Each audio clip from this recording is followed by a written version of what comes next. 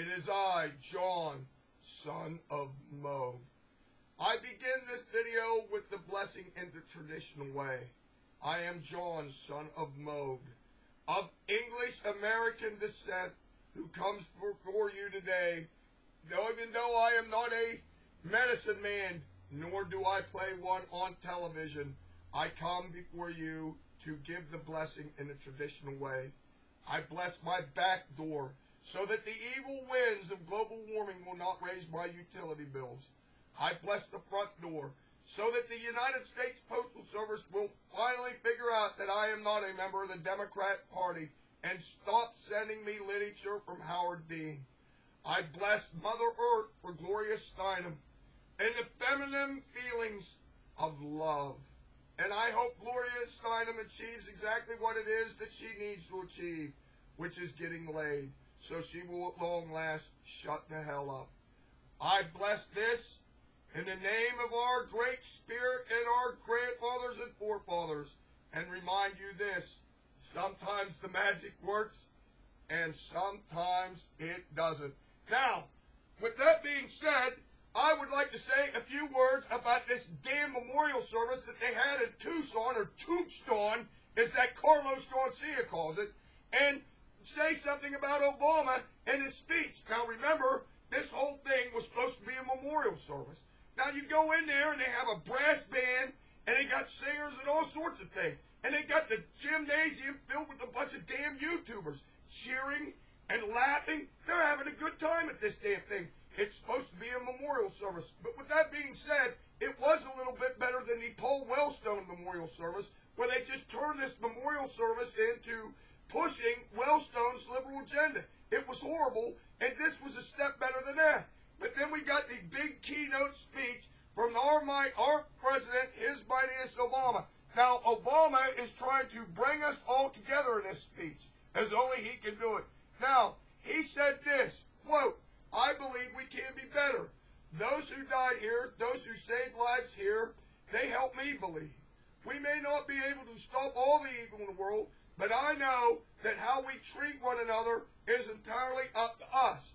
And he went on to talk about the Christina Taylor Greene, the little 9-year-old that was tragically killed there. He said, quote, "I want us to live up to her expectations. I want our democracy to be as good as Christina imagined it. I want America to be as good as she imagined it. All of us. We should do everything we can to make sure that this country lives up to our children's expectations." Now, of course, the liberal media is just falling all over themselves with this. What a great speech it was, and how he's going to bring us together. Well, that might be one thing, but let's go back and listen to a few other things that His Mightiness has said. Now, he said this to his supporters once, talking about Republicans. Quote, "Hit back twice as hard. Obama, they bring a knife, we bring a gun. Do you hear that, you left-wing idiots? They bring a knife, we bring a gun." Here, I say it again. They bring a knife, we bring a gun. So stop telling me about this nonsense about Sarah Palin and crosshairs. All right, now, Obama to his followers, get in their faces, get mad, get in their faces. All right, then Obama on the private sector. We talked to these folks, so I know whose ass is to kick. That's right, he said that too. Obama to liberal supporters, it's time to fight for it. Obama to Latino supporters, punish your enemies. His fellow citizens, his fellow Americans, punish your enemies. He's calling us enemies. And this is the same guy who's spreading love in Arizona yesterday.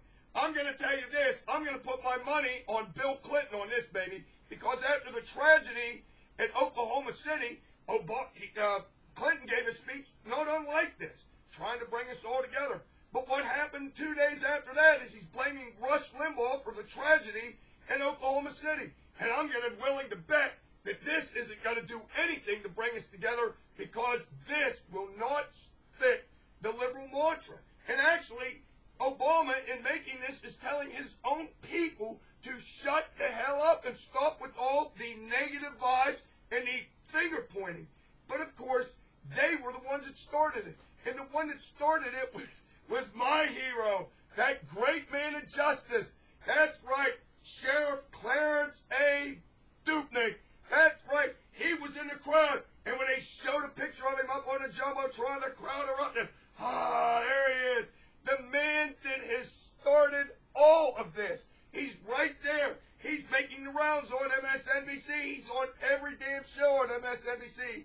Blaming Palin, blaming Fox News, blaming Rush Limbaugh. So when they show him, they get the big cheer. But I got a new name for Clarence A. Dupnick. I'm going to call him what he is. That's Clarence the Cross-Eyed Doofus, the liberal lawman. That's right, I can imagine him driving around his Pima County with condoms and green cards and red cards and yellow cards, just like at the World Cup, for all the law breakers in that county.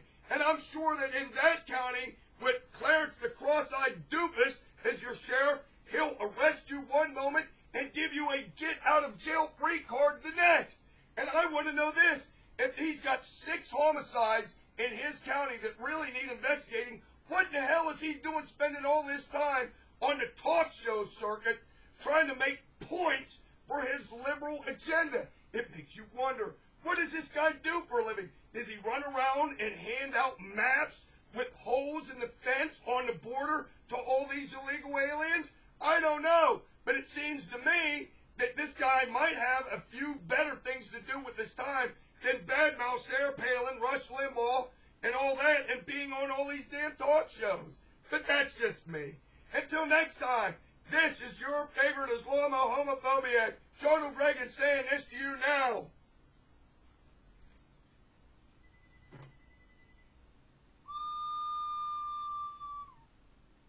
Peace out, baby, and may the 4th